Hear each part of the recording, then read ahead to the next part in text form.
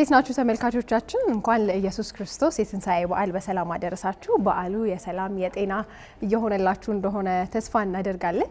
እንግዲህ ዛሬ ከስቱዲዮ ወጣ ብለን የሃይማኖት አባቶችን ስለ ትዳር፣ ስለ ቤተሰብ አመሰራረት እንጠይቃለን። ከመጽሐፍ ቅዱስ አንጻር ትዳር እንዴት ነው የሚመሰረተው? ቅድመ ሁኔታዎቹስ ምንድናቸው?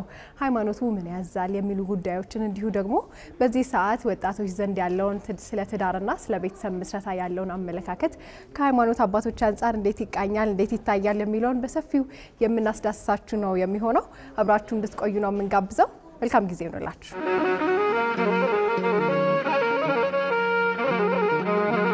ቀሲስ እንዴት ኖት? እንኳን አደረሶት። እንኳን አብራ ደረሰን።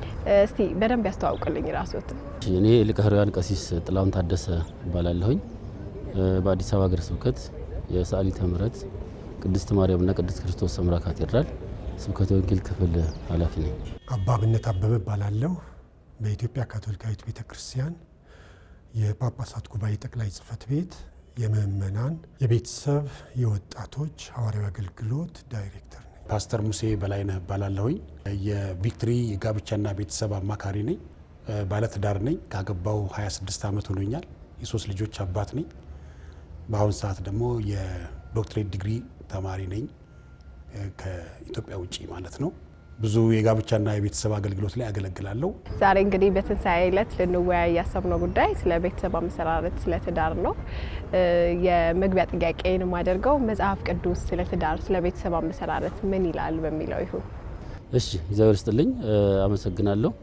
እንግዲህ በመጽሐፍ ቅዱስ የቤተሰብ አመሰራረትን በተመለከተ መስራቹ እግዚአብሔር ነው። በመጀመሪያው ሰውን ከፈጠረ በኋላ ሰው ብቻውን ይሆን ዘንድ መልካም አይደለም፣ የምትመቸው ረዳትን ፍጠርለት በማለት ለአዳም ሔዋንን በማዘጋጀት አዳምና ሔዋንን አንድ በማድረግ ቤተሰብ እንዲመሰረት አድርጓል። አንደኛው ቤተሰብ ምንለው ይሄ ነው፣ ዋናው የቤተሰብ መሰረት የሚባለው ማለት ነውና እንግዲህ ቤተሰብ ስንል ብዙ አይነት አለ። ማህበራዊ ቤተሰብ አለ፣ ሃይማኖታዊ ቤተሰብ አለ። ትልቁ የሁሉ ነገር መሰረት የሆነው ግን ሰው አንድ የሚሆንበት በስሜት በፍላጎት በአላማ የውስጡንም ነገር እርስ በርስ የሚጋራበት የቤተሰብ መሰረት የተባለው በትዳር ያለው ቤተሰብ ነው ማለት ነውና የትዳር መሰረቱ ደግሞ እግዚአብሔር ነው። ቅድም እንዳሉ በኦሪት ዘፍጥረት ምዕራፍ 2 ቁጥር 17 ላይ ሰው ብቻውን ይሆን ዘንድ መልካም አይደለም በማለት ብቸኝነት ለሰው አስቸጋሪ መሆኑ፣ ሰው በተፈጥሮ ብቻውን መኖር የሚችል አይደለም። በሃይማኖት ትምህርት እንደውም ስንመለከተው ይሄ ብቸኝነት ህይወትን ምርጫቸው ያደረጉ የሚባሉ ገዳማውያን በብህቱና ለመኖር የሚፈልጉት ቤተሰባዊ ህብረታቸውን የሚያደርጉት ከቅዱሳን ጋር ይሆናል። ከምድራዊ ህይወት ወጥተው ከሰማያውያን ጋር ህብረት ያደርጋል። ዞሮ ዞሮ ህብረት አለ ማለት ነው፣ አንድነት አለ ማለት። ስለዚህ ቤተሰብ ስንል ይሄ አንድነትን ህብረትን የሚገኝበት ነው። ያ ደግሞ ብቸኝነትን የሚያጠፋ ነገር ነው ማለት ነው። ለዚህ ደግሞ ትልቁ ትዳር ነው። ትዳርን ደግሞ የመሰረተው እግዚአብሔር ነው። እንግዲህ ስለ ቤተሰብ መጽሐፍ ቅዱስ ሲናገር ዘፍጥረት ላይ እንመለከታለን። እግዚአብሔር አምላክ ሰውን በአምሳሉ እንደፈጠረ ሰው ደግሞ ብቻውን ይሆን ዘንድ ጥሩ አይደለምና ረዳት ፈጥርለታለሁ ብሎ ሴትን እንደፈጠረለት፣ ስለዚህ ሁለቱም ባልና ሚስት አንድ አካል ናቸው፣ አንድ ይሆናሉ። እንግዲህ እግዚአብሔር አንድ ያደረገውን ሰው አይለየው ነው እና ምድርን ሙሏት ግዟት ብሎ እንደባረካቸው እናያለን። ስለዚህ ትዳር እግዚአብሔር የመሰረተው ነው። ሰው ብቻው መሆኑ ጥሩ ስላልሆነ ሰው ስለሚያስፈልገው እንዲተጋገዙ፣ ልጆችን እንዲወልዱ፣ በፍቅር እንዲያሳድጉ ይህንን ኃላፊነት ሰጥቷል። እንግዲህ አመሰራረቱ ከዚህ ነው። በጣም ጥሩ ጥያቄ ነው የጠየቅሽኝ። ያው አንዱ የህብረተሰብ መሰረት ቤተሰብ ነው እና ቤተሰብ ግን መንፈሳዊ ነው እሴቱ ማለት መስራቹ የመጀመሪያው መስራች ራሱ እግዚአብሔር ስለሆነ ማለት ነው። የመጀመሪያው ቤተሰብ ብለን የምንጠራው የአዳምና የሔዋንን ቤተሰብ ነው። መጽሐፍ ቅዱስ በብሉይ ኪዳንም በአዲስ ኪዳንም ቤተሰብን አጉልቶ ነው የሚያሳየን። የቤተሰብ አመሰራረት ሂደታዊ ነው። ጀማሪው ደግሞ እግዚአብሔር ነው። ሚስትንም ለባል የሚሰጥ እግዚአብሔር ነው። ልጆችም ደግሞ የእግዚአብሔር ስጦታዎች ናቸው ይላል። ስለዚህ በእኔም መለካከት ቤተሰብ ላይ ማተኮር መንፈሳዊነት ነው ብዬ ነው የማስበው። ከመጽሐፍ ቅዱስ አንጻር መልካም ቤተሰብን፣ ትዳርን፣ ኃላፊነትን የመሸከም ጊዜ፣ ትዳርን የመመስረቻ ጊዜ መቼ ነው? እድሜም ሊሆን ይችላል፣ ሌሎች ቅድመ ሁኔታዎችም ካሉ። እንግዲህ አንድ ሰው ብቁ ነው ሲባል መቼም ለአቅመ ሔዋን ለአቅመ አዳም መድረስ አለበት። እሱ እድሜ ላይ ካልደረሰ እንዲሁ በልጅነት የሚሆን ነገር አይደለም። ለሌላም ኃላፊነት ቢሆን እድሜው ይወስናል። እንደው የወንዱ ቢበልጥ የሚሉት ነገር አለ። እንግዲህ ሁለቱም የሚወስኑት ነው ደህና። የወንዱ ትንሽ እድሜው ቢበልጥ 4-5 የሚሉ አሉ። እንግዲህ የሚጋቡ ሰዎች እሱን ለነሱ መተው ነው። ከዛ ውጪ እንግዲህ መዘጋጀት አለበት ከተባለ አንድ ሰው ያው እድሜውንም መጠበቅ አለበት። አሁን ብቁ ነኝ ትዳር ውስጥ መግባት እችላለሁ ብሎ ብቁ መሆኑን እድሜውን ማየት አለበት። መጸለይም አለበት። እንደው ትዳርን ጥሩ አጋር የሚሰጥ እግዚአብሔር ነው። እግዚአብሔር እንዲሰጥ መለመን ግድ ነው። መተዋወቅም ግድ ይላል። አንዳንድ ጊዜ ሳይተዋወቁ ይገቡና ከዛ በኋላ እንደዚህ እኮ አልመሰለኝም፣ እኔ እኮ እንደዚህ አልመሰልከኝም እንዳይመጣ የመተዋወቅም ጊዜ ይፈልጋል።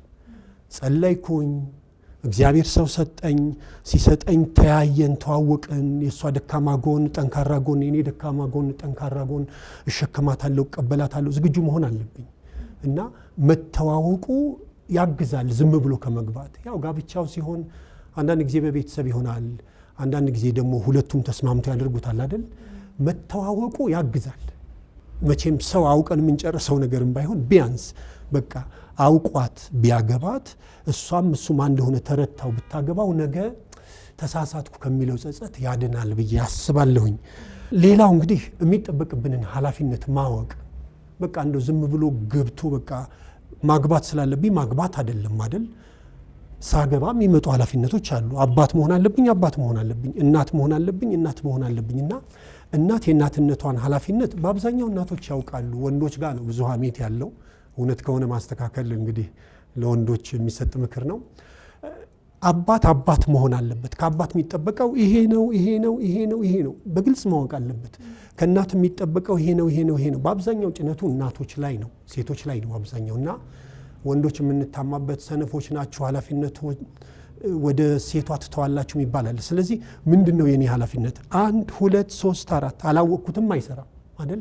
እንደው አንቺ ጠንካራ ነሽ ጎበዝ ነሽ ተሸከሚው አይሆንም ማለት አብረን እንሸካከማለን፣ እንረዳዳለን፣ እንተጋገዛለን ብለን ሸክሙን እሷ ላይ ብቻ ወይም እሱ ላይ ብቻ መጣሉ ተገቢ ስላልሆነ ድርሻን ማወቅ ተገቢ ነው ብዬ አስባለሁ።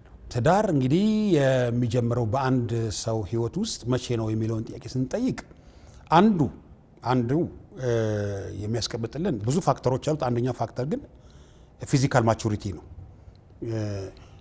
ለማግባት እድሜው በደረሰ ጊዜ የሚል ቃል ተጽፏል።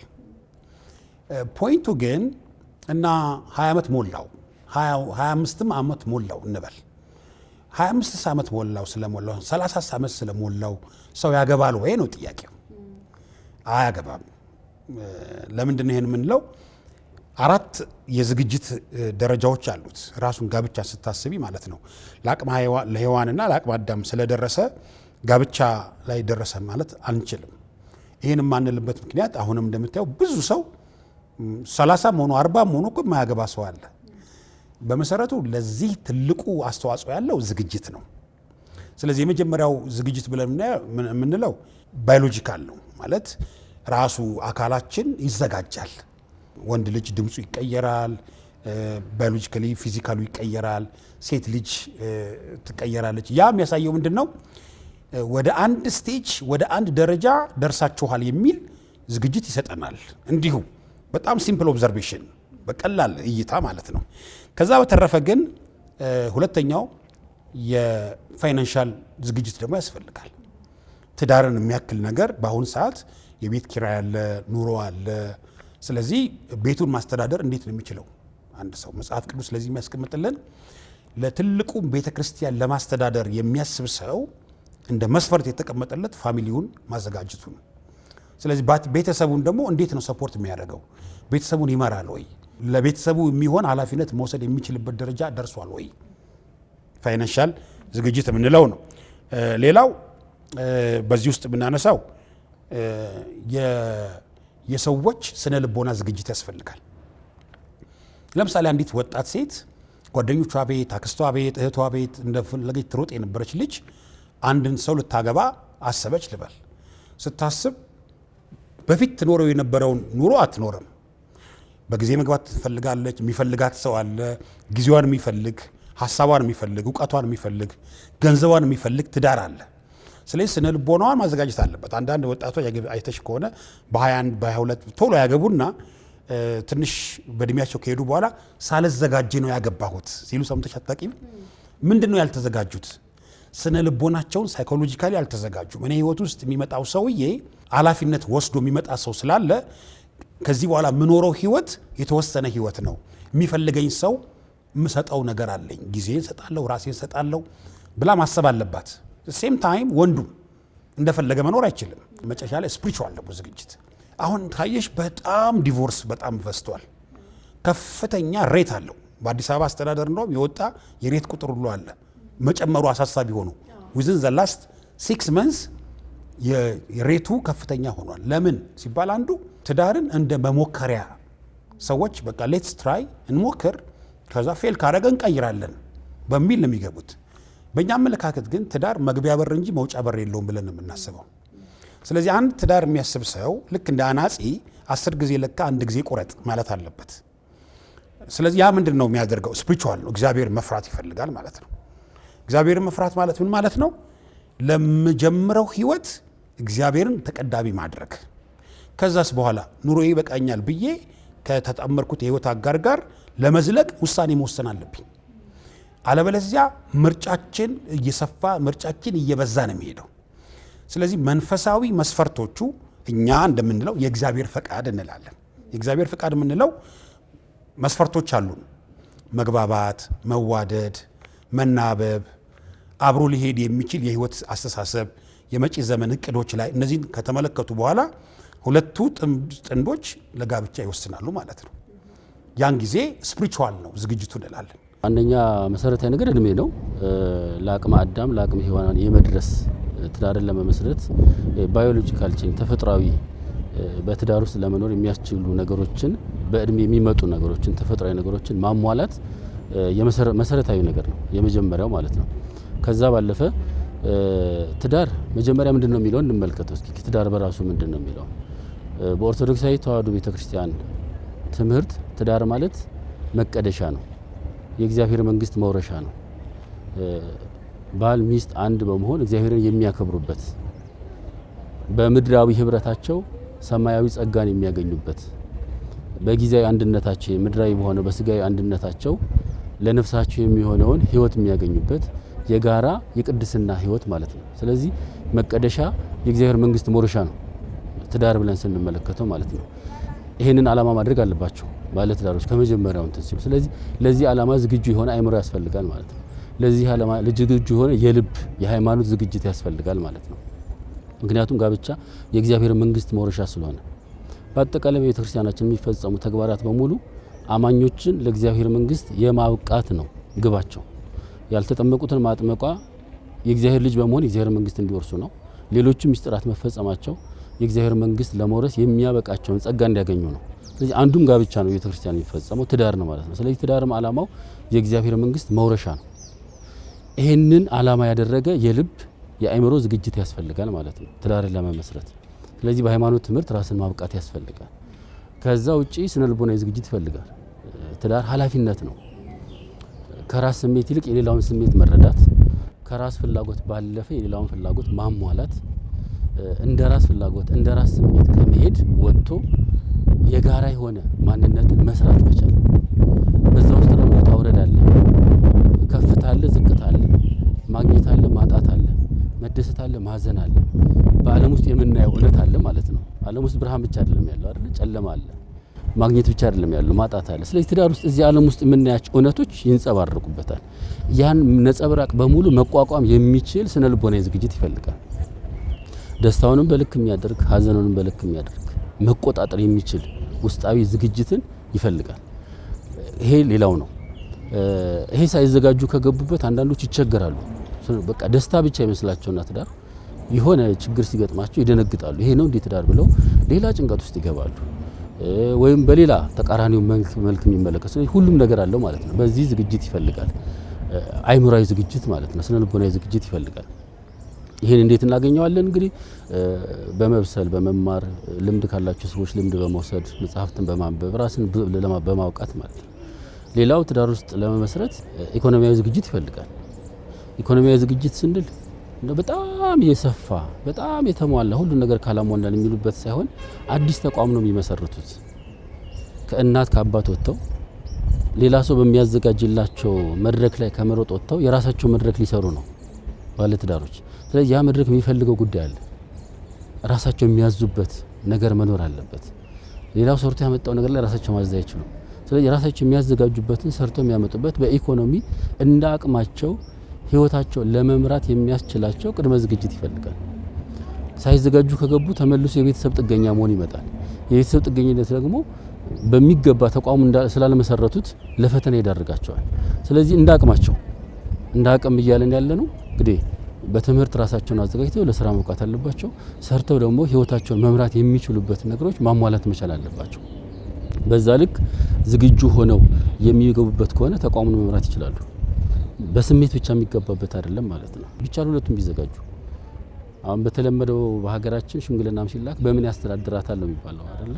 አሁን በምን ይተዳደራሉ ቢባል በጋራ ቢሆን ጥሩ ነው። ህይወት የጋራ ስለሆነ ማለት ነው። በነገራችን ላይ ይሄን በጥንቱ እኮ በምን ያስተዳድራታል ሲባል የቤቱን ጉዳይ በሙሉ ኃላፊነት የሷ ስለሆነ እኮ ነው። ያለ ስራ የምትቀመጥበት ነገር የለም እኮ እሱ አርሶ ቆፍሮ ደክሞ ሲመጣ ቤት ደግሞ ልጆቿን በማሳደግ ለቤት የሚያስፈልገው ነገር በማሟላት ከሱ ልክ በሆነ ልክ ደክማ የምትዘጋጀው እሷ ነች። ያለ ስራ የምትቀመጥበት ነገር የለም።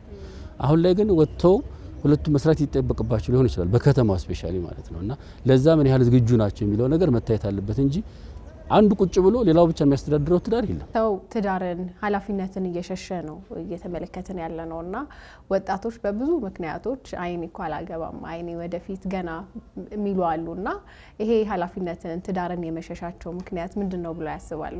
በጣም በብዙ ቁጥር እንደውም ጥሩ ደረጃ ላይ ያሉ ሰዎች እንደዛ ሲሉ ሰማለሁ።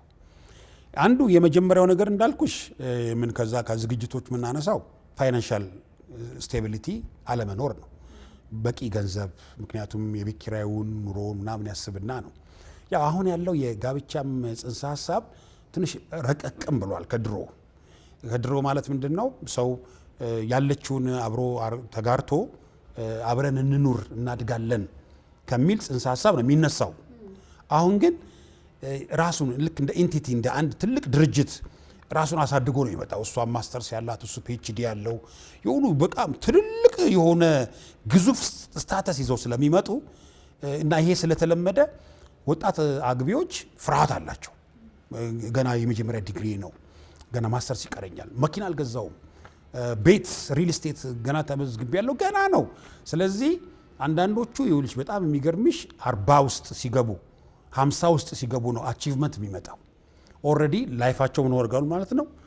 ብዙዎቹን እድሜዎች አልፈዋል። ይሄ ከፋይናንሻል ሁኔታ ጋር የተያያዘ ትዳር ሲሆን የሚመጣው ፍርሃት ወይንም መሸሽ አንዱ ማነሳልሽ እሱ ነው።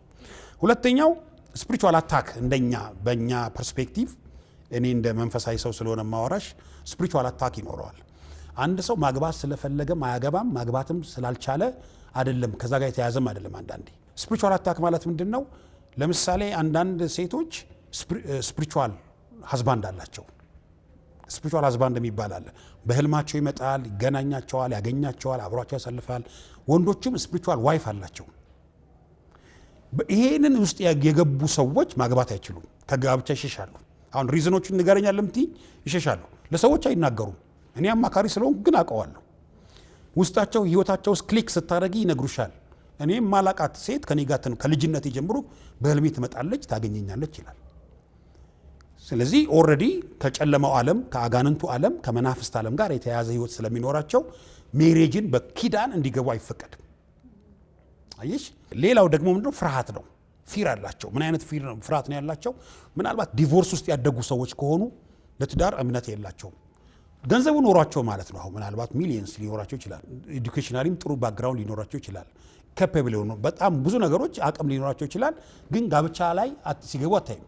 ምንድን ነው ጥያቄው ስትያቸው፣ አባቴ እናቴን እንዴት ያደጋት እንደነበረ ትዝ ስለሚለኝ ያን አይነት ትዳር እንዲኖረኝ አልፈልግም። በዛ ሁሉን ወንድ የሚያዩት በዛ ነው። ይሄ ደግሞ ሮንግ ነው። ፕሪንሲፕል ነምበር 2 ሁሉንም ወንድ በአንድ አይነት መመልከት ትክክል አይደለም። ሁሉንም ሴት አሁን ሴቶች ጨካኞች ናቸው የሚሉ አሉ፣ ትክክል አይደለም። ወንዶች ክፎች ናቸው የሚሉ አሉ፣ ትክክል አይደለም። እና ፊር ነው፣ ፍርሃት የሚያመጣው ነገር ነው። ፍርሃት ማለት ባይሳካልኝስ፣ ዲቮርስ ባረግስ፣ ትታኝ ብትሄድስ። ቀድሞ ከነበረው ህይወታቸው ትራውማ ሳይለቃቸው ሲቀር ማለት ትራውማ አለ ሳይኮሎጂካሊ አይለቃቸውም። በተለይ ጮኝነት ላይ 2-3 ጊዜ ፌል ያደረጉ ሰዎች ማግባት አይፈልጉ፣ ፍርሃት ይዛቸዋል። ወይንም ደግሞ ዲቮርስ ያደረጉ ተትተው አብረው ይኖሩ የነበረች የሆነች ሚስቱ 2-3 ባይዘ ድሮ 3 እንደምንም አድርገህ ውለድላት ይሉ ነበር እናቶቻችን። እንደምንም አድርገህ ከወለደችልህ የትም አትሄድም፣ 4 ብትወልድም አትቀመጥም። ያሆኗ እሷን የሚያስቀምጣት መውለድ አይደለም፣ ሪዝን ነው፣ ምክንያት ነው፣ ፍቅር ነው የሚያስቀምጣት። ይሄ ድሮ ይሰሩ የነበሩ አሁን የማይሰሩ አሰራሮች አሉ። ካገቡ አይፋቱ የሚባሉ አይሰራም ማለት ነው። ስለዚህ ፍርሃት ሳይኮሎጂካሊ ማለት ነው። ስለዚህ ምን ያስፈልጋቸዋል? አማካሪ።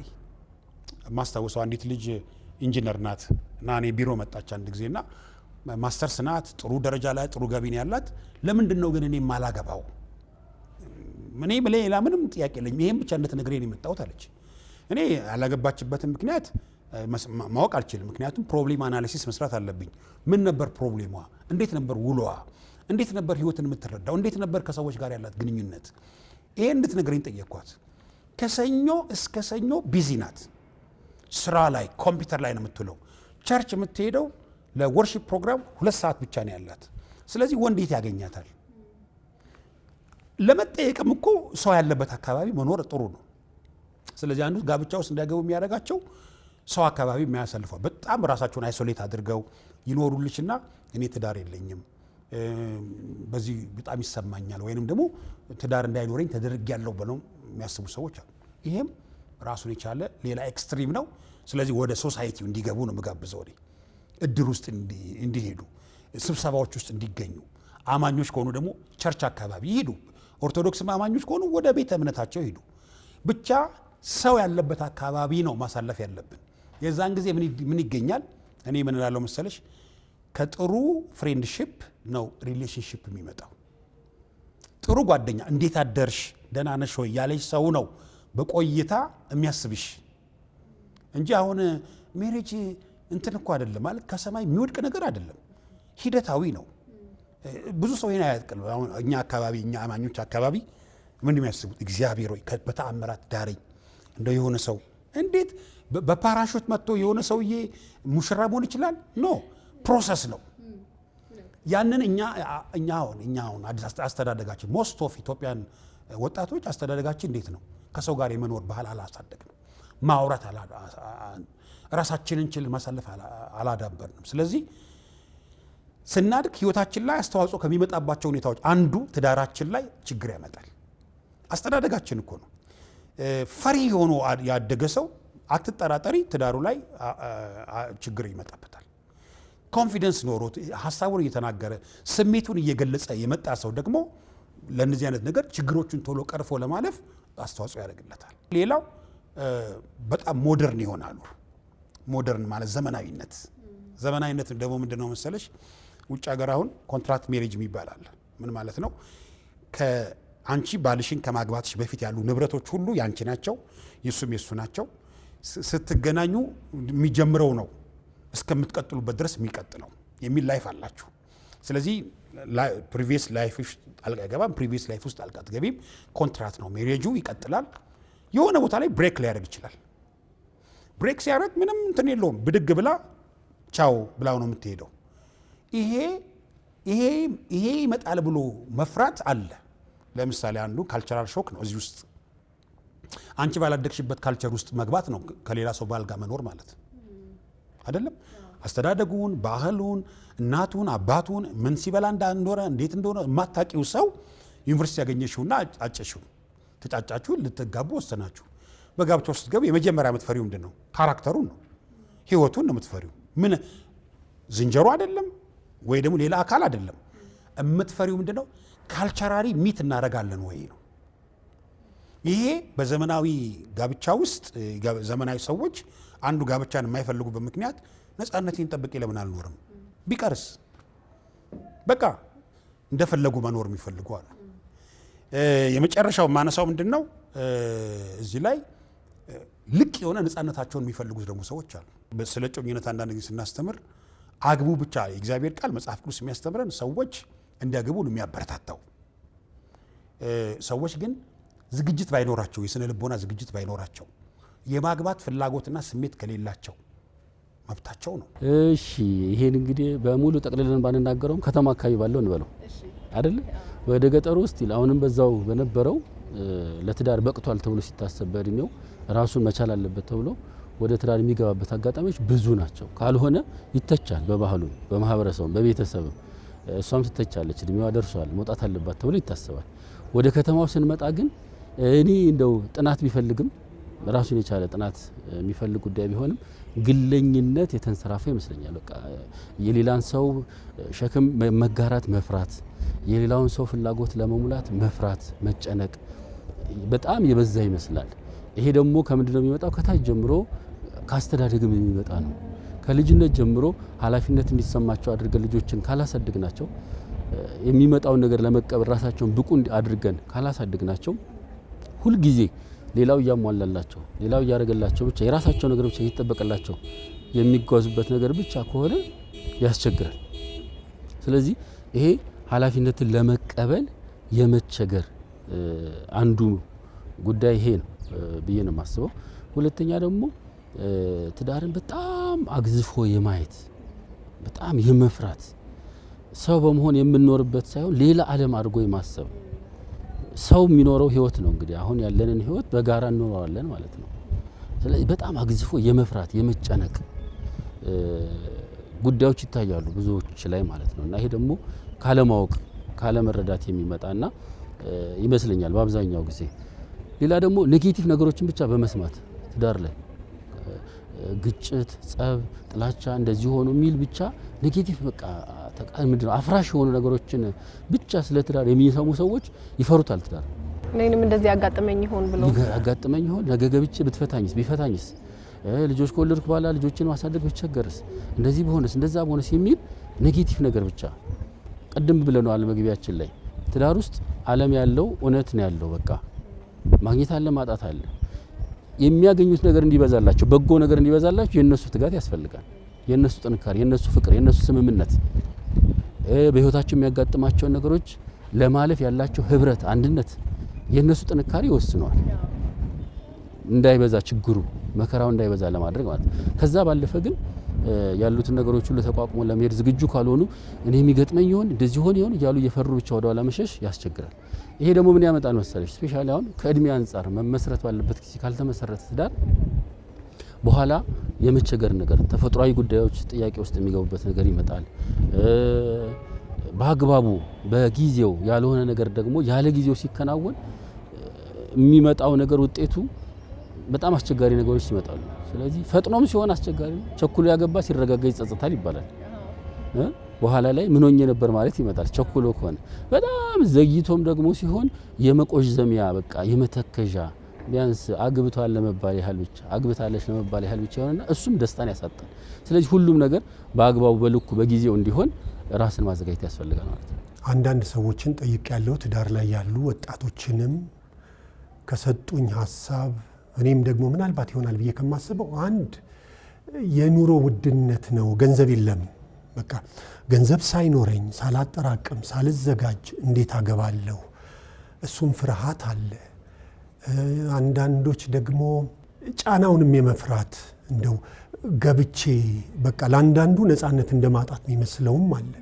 ልክ እስር ቤት እንደመግባት ብሎ የሚያስብም ሰው ይኖራል። አንዳንዶች እንደው ሀብታም ባገባ የሚል ነገር በቃ ችግሩ ገንዘብ ከሆነ ሀብታም አገባለሁ ካላገኘሁ ግን እስከማገኝ የሚል ነገርም አለ። ችግርም ለመሸሽም አለ። አንዳንድ ጊዜም ለምን ይሄ ሁሉ ነገር ይሸከማለሁ እዛ ውስጥ ገብቼ የሚል ነገር አለ። አንዳንዶች የተዘጋጀ ትዳር ነው የሚፈልጉት። አንዲት እናት እንደውም ስትነግረኝ ትዳር የሚሰራ ነው እንጂ የተሰራ ትዳር የለም ማለችኝና ሰርተን የምንገባበት እንጂ ልክ የተዘጋጀ ነገር ግብት የሚባል አንዳንዱ እንደሱ ይጠብቃል። አንዳንዶች ደግሞ እንግዲህ የሚታየው በሚዲያ የሚተላለፈው ለምሳሌ በቴሌቪዥን በሚዲያዎች ላይ የሚያገኟቸው ነገሮች በሙሉ ጥሩ የቤተሰብ ትክክለኛ ጥሩን ገጽታ የሚሰጥም አይደለም። አንዳንዱ እንደው በቃ ዘና ብሎ የመኖር ብቻ ይመስላል። አንዳንዱም አግብቼ ከምኖር ዝም ብዬስ በነፃነት ብኖር የሚል አይነትም ጥሩ ምሳሌ አለመስጠትም ያንን የመከተል ነገር እነሱን ያወጣቸው ደፍረው እንዳይገቡ ያደረጋቸውም ነገር ይመስላል። የእግዚአብሔር ቃል ሲናገር ሰው ብቻውን ይሆን ዘንድ ጥሩ አይደለምና አሁን አለማግባት እንግዲህ ገንዘብ ስለሌለ ተፈርቶ ሌላም ነገር ተብሎ ምክንያቶች አሉ።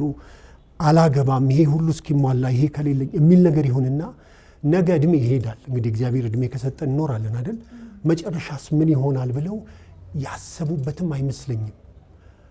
አንዳንድ ጊዜ ደግሞ ገንዘብ ስላለ ብቻ ትዳር የሚሆንም አድርገው ያስባሉ ይመስለኛል። ገንዘብ ስላለ የሚሟላ ነገር ስለተሟላ ፍቅሩ ሳይኖር ትዳር ይሆናል ወይ?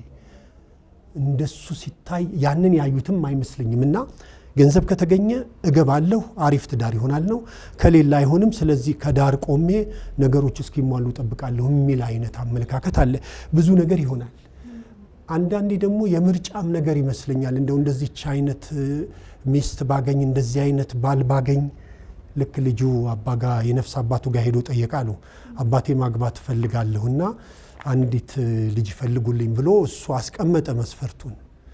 ቆንጆ የተማረች ከትልቅ ዘር ባለሙያ እንከኔን የላት ሴት ይፈልጉልኝና አገባለሁ ብሎ ነገራቸው። አባ ትንሽ አሰቡና ልጄ ቆንጆ የተማረች ባለሙያ ከትልቅ ዘር እንከኔን የላት ብትኖር እኔም አልመነኩስም ነበር አሉት አሉ። አንዳንዴ የምንጠብቀው ነገር ከሚጠበቀው በላይ ይሆናል። የሌለ ነገር የመፈለግም ነገር አለ። የሌለ ነገር ደግሞ የለም አይገኝም። ካልተገኘ ደግሞ ወደ ትዳር አይገባም። ቀደም ሲል እንደውም ራስን በገንዘብ ከበሻል ጋር ያወራን ነበርና በተለይ አንዳንድ ሰዎች ለምን አታገባም ለምን አታገቢም የሚባል ጥያቄ ሲጠየቁ እንዲህ አይነት ጥያቄ ሲቀርብላቸው ምን ይላሉ? አረ ምኑን ይዤው ነው ማገባው ገና ምን ተያዘና ስራ ብቻ እኮ ነው ያስኩት። ምናልባትም ደግሞ እንደዛ ሊባል ይችላል። መኪና ገና ሁሉንም ነገር አሟልቼ ኑሮዬን አደላድዬ ነው ማግባት ያለብኝ የሚል ሀሳብ ያመጣሉና እንደው ትዳርና ገንዘብን እንዴት ነው ምን ያህል ነው ልናገናኘው ምንችለው? በጣም ጥሩ። እንግዲህ ቅድም በእርግጥ እንዳሉ ኢኮኖሚያዊ ዝግጅት የገንዘብም የምንም በማቴሪያልም በምንም ማዘጋጀት አለባቸው። ተቋም ስለሆነ የሚመራበት ነገር ማለት ነው።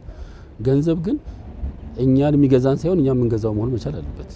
እኛን የሚያስተዳድረን ሳይሆን እኛ የምናስተዳድረው መሆን መቻል አለበት። ስለዚህ ተጋቢዎቹ ገንዘባቸው ወይ እቃቸው ንብረታቸው ሳይሆን መጋባት ያለበት እነሱ ናቸው መጋባት ያለባቸው። ብዙ ጊዜ እንደዚህ አይነት ጥያቄ የሚመጣው እቃቸው እንዲጋባ ይሄ ያላት ይሄ ያለው በሚል ቁሳዊ ነገሮች ላይ ብቻ ማተኮር ይመጣል። ትዳር መንፈሳዊ ህብረት ነው ብለናል። መንፈሳዊ ህብረትን ደግሞ ለማምጣት መንፈሳዊ ዝግጅት ነው የሚፈልገው የበለጠው ነገር ማለት ነው። ሌላውን ነገር እንደውም ጥሩ የሚሆነው አብረው ሰርተው ሲያመጡት ይጣፍጣል። አብረው ደክሞ ሲያገኙት የደስታ ምክንያት ይሆናል። አንደኛው አዘጋጅቶ አንዱ የሚገባበት ከሆነ ግን ጥገኝነት ነው የሚሆነው። ይሄም እንደ ጥቃቅንና አነስተኛ የሆነ ነገር አሟልተው አንተ ይሄን አሟላ እንጂ ይሄን ደግሞ አሟልቻለሁ አይነት ነገር የሚገቡበት ከሆነ ይሄ ምንድነው እንዳሉ ለስራ የሚሆን ህብረት ነው እንጂ የሚሆነው የውስጥ የልብ ህብረት የመንፈሳዊ ህብረትን የሚያመጣ አይሆንም። ስለዚህ እንደው ቅድም ያሉ ነው ከፍራቻ ግዝፎ ከማየት እንደው ግለኝነትን ከማብዛት ምቾትን ብቻ ከመፈለግ የሚመጡ ነገሮች ናቸው እነዚህና አብረው ሰርተው አብረው ለመለወጥ ዝግጁ ከሆኑ ለዛ የሚያስፈልጋቸው መንደርደሪያው መሮጫውን ነገር ካዘጋጁ ሌላውን ነገር ይደርሱበታል። በነገራችን ላይ ሁሉ ነገር ተሟልቶ አያልቅም። በየኖርንም ስንሄድ ሁሉ ፍላጎታችን በየለቱ አይደለም የሚጨምረው። ስለዚህ ያንን ፍላጎት ጨረስኩ አሁን አሟልቻለሁ የምንልበት ጊዜ የለም። ዛሬ የምንፈልገው ነገር ሲሟላ ነገ ደግሞ ሌላ ነገር እንፈልጋለን። አሁን ትንሽ ደሞዝ ያለው ይሄን ያህል እኮ ቢሆንልኝ ደሞዜ ይብላል ከፍ ያለውን ልክ ያኛው ደግሞ ሲመጣ ሌላ ፍላጎት አብሮ ነው የሚመጣ። ይሄ ተፈጥሯዊ ነገር ነው። ስለዚህ ባለን ነገር ስንመሰርት አብረን ደግሞ ማደግ ስንችል የተሻለ ውጤታማ መሆን እንችላለን። ትዳርን ገንዘብ አይመራውም። ለትዳር ግን ገንዘብ ያስፈልጋል። ያሺ ምክንያቱም እኔ ካገባው ዛሬ 26 ዓመቴ ነው። እኔ ባገባሁበት ጊዜ ቤታችንን ለመምራት የሚጠቅመን ዋና አስፈላጊ ነገር ነበረን። የተተረፈረፈ ነገር አልነበረንም። በጣም ትልቅ ነገርም አልነበረንም። ግን አብረን በመሆናችን ቤቱንም መኪናውንም የሚያስፈልጉን ነገሮች ሁሉ አግኝተናል። ባይዘው እህቴ በትዳር ውስጥ አንዱ ፕሮግሬሲቭ ሲሆን እድገት ጥሩ ነው። ለምሳሌ አድገሽ ስትመጪ ገብቶሻል። አሁን ቤት በራስሽ ይኖርሻል፣ ባልሽ በግሉ ይኖረዋል፣ አንቺ የራስሽ መኪና ይኖረዋል፣ እሱ የራሱ መኪና ይኖረዋል። አንቺም በሁለት ባንክ እንደው 2 ሚሊዮን ይኖርሻል፣ እሱ ደግሞ በ6 ባንክ ሚሊዮን ይኖሩታል። ተገናኘ። አዲስ ነገር አታገኙ። አዲስ ነገር ማለት አብራችሁ ስታድጉ አንዱ ራሱ በጋራ የምትገዙት ፍሪጅ ራሱ ያስደስታል እኮ ደስ ሲል በጋራ የምትገዟቸው እቃዎች ያስደስታል። አሁን ያለው ትዳር ምንድነው? ኦልሬዲ ነገሮችን ሁሉ ማለቅ አለባቸው ብለው ያስባሉ። ይሄ ደግሞ ሮንግ ነው። እግረ መንገድ የማነሳልሽ ሜሬጅ ወይንም ቤተሰብ የሚመራው በፕሪንሲፕል ነው። ፕሪንሲፕል ነምበር 1 ከትንሽ ነገር የሚጀምረው ስታርት ፍሮም ልክ እንደ ትንሽ ቢዝነስ ትዳርን ከትንሽ የሚጀምሩ ማለት ባለሽ ነገር የሚጀምሪው። ለዚህ ለትዳሩ ኤሌመንት የሚሆኑ ነገሮች ያስፈልጋሉ። እነ ፍቅር፣ መተሳሰብ፣ አብሮ ለመስለቅ የሚያስችሉ ነገሮች ካሉ ጥሩ ነው። እንግዲህ መቼም እንደሱ ቢያስቡ በአንድ በኩል የሆነ እውነት አላቸው ይመስለኛል። በሌላ በኩል ሲታይ ሁሉ ነገር እስኪሞላ ጊዜ ቆሞ እኮ አይጠብቅም። እኔ እንደሱ ነው ማስበው። አዳምና ሔዋን እኔ እንጃ እኔ ምን እንደነበራቸው በቃ እንደዛ ይሁን ማለት አይደለም። ግን ገንዘብ እንደው አንዳንድ ባለትዳሮችን ስጠይቅ ከዜሮ ነው የጀመርነው፣ ባዶ ቤት ነው የገባ ነው ያሉኝ አንድ ቤተሰብ አሉ። ይገርማል። በባዶ ሰው እንዴት በባዶ ይጀምራል? ከዛ በኋላ እግዚአብሔር ሲሞላ ይታያልና በእግዚአብሔር ላይ ተማምኖ ከትንሽ እኮ ነው ከሞላ ስራም እኮ አይኖርም አይደል? ሁሉም ሞልተሽ ስትገቢ አይደብርም? እኔ እንጃ አንዳንዴ ሳስበው ሙልት ብሎ ሲገባ ስራም ይጠፋል። ግን ያለመኖሩ ማቀራረብም አለው እኮ አለመኖሩ ምን ይቅደም፣ አንቺ ምን ታረጋለሽ፣ እኔ ምን ላድርግ የሚል ነገርም ይፈጥራልና ገንዘቡን ማሰቡ እንዳለ ሆኖ በእግዚአብሔር ተማምኖ ካለን መጀመር ነው። አንዳንዴ እኮ እድሜውም ይሄዳል። ያጠራቅም ቤቱ ሙልት ሲል ምናልባት እሱ አይለችም ወይ እሱ የለም። እንደሱም እንዳይሆን እንደው ከሚጀመረው ተጀምሮ በድፍረት በጸሎት የሚገባበት ነው ብዬ ላለሁ እና ጨክኖ ካልተገባ የተወሰነ ዝግጅት ይጠይቃል። እውነት ነው። እንደው በዜሮ አይደረግም። እንደው ዜሮ መቼም አይሆንም አይደል? ቢያንስ የምንገባበት ቤት ይኖራል ብዬ ላለሁ።